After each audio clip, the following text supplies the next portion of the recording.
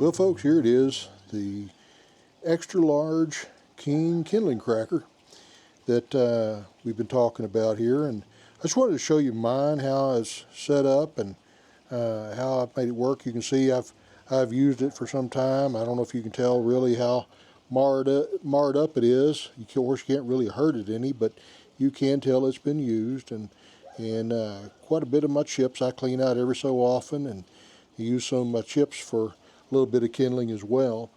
And I mounted this thing. It's got the H base on it, which you'll see in some of the other pictures. And I've got it bolted. I started out bolting it just to a good splitting stump that I had, and then I started, spreading out chips and pieces all over the place, and occasionally have a flying piece of wood. So I set it up with this split barrel. Just cut a 55-gallon barrel half in two, and put some ropes on it just for ease of handling it, taking it around. And then I set it up on a couple of blocks, just where it's just about the right height for me. And my wife seems to like it too, at about this height.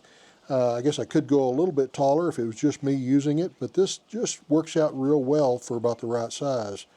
Now, we use a couple of different hammers on here. I use a little 4-pound sledgehammer. We'll see if we can get that in the picture. East Wing, always like East Wing tools. Very solid, last forever, can't wear them out.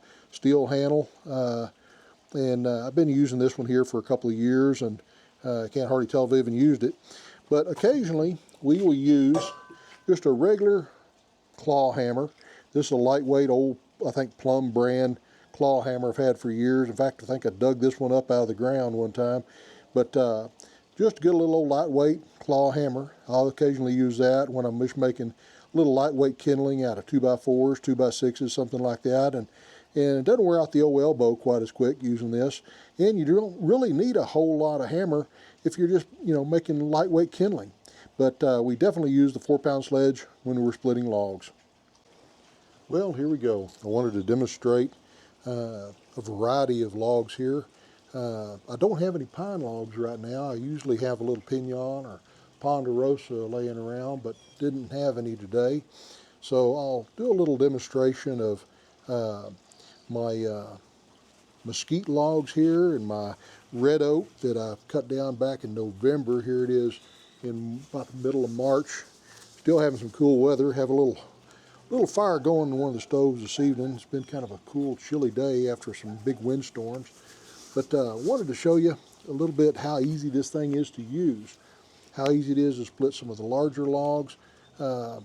This guy right here, I don't know, you can kind of see it's pretty good size here.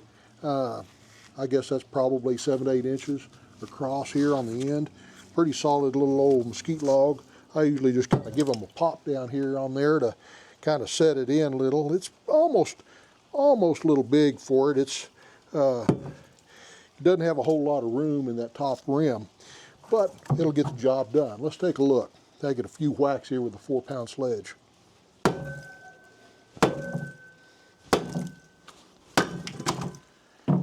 Just about as easy as that.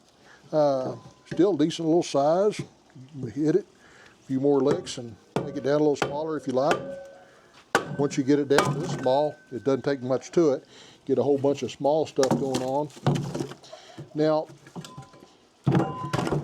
smaller mesquite logs here, let's give this one a shot here. It's got a couple of knots in it. It'll give you an idea.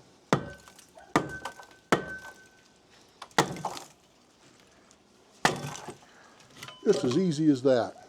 Makes it just very, very simple. Throw a couple of these pieces out of here, get them out of the way.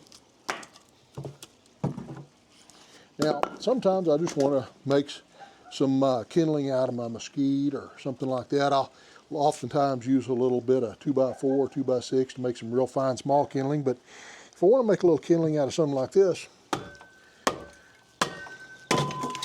just split it off pretty small.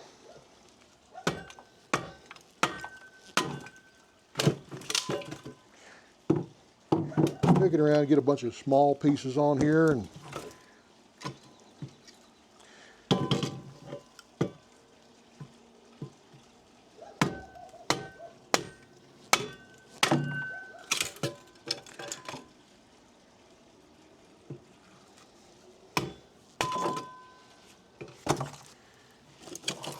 Now see here, get a bunch of little small kindling going. Now I wanted to show you something a little bit harder to bust. This is some relatively fresh red oak, or cut, oh, it's been cut for now, oh, let's see here, what's that, about 4 months, 5 months? So we'll give it a shot. You see it's pretty solid as it goes in. Use a little double hand sledge here.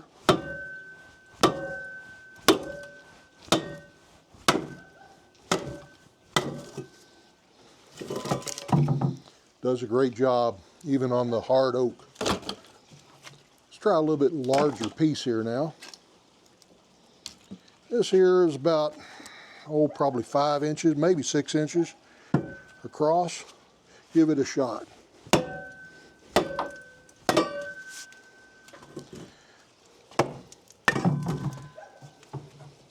Just simple as that, pretty as a picture. Now, if you're wanting to make some, now I enjoy making kindling out of some old scrap 2x4s. I go around to some of the construction sites, and I had never had anybody turn me down yet. I always ask permission first, but I had never had anybody turn me down on collecting all the scrap 2x4s and 2x6s around framing construction sites at all. So I get a whole lot of free kindling wood, great to start fires. You see, I just use a little claw hammer for this. Just easy to please.